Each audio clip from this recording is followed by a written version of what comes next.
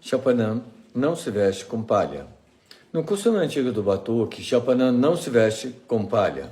Já no candomblé, Chapanã se veste com palha, pois os conceitos, fundamentos e formação dessa religião é diferente do batuque. Eu sou Eric Wolff, especialista em história e cultura afro-brasileira, com ênfase nas religiões afro-gaúchas. As cores de Chapanã no batuque são preta e vermelha, ou lilás com branco, ou preto com roxo, ou até mesmo somente o roxo, podendo também usar em tecidos estampados que contenham essas cores. Segundo o Axá Orixá Alafim Oió, que registrou em campo, ou o Jagum de Chapanã, informando que Chapanã, o Molu e o Baluayê são as mesmas divindades. Assim como no batuque e em Oió, na Nigéria, a cor de Chapanã é preto e vermelho. Ele usa uma vassoura que se torna um símbolo dessa divindade.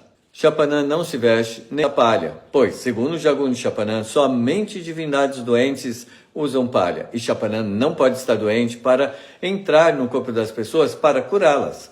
Importante destacarmos que não existe orixá de cemitério, pois os cemitérios são lugares sagrados de religião estrangeira.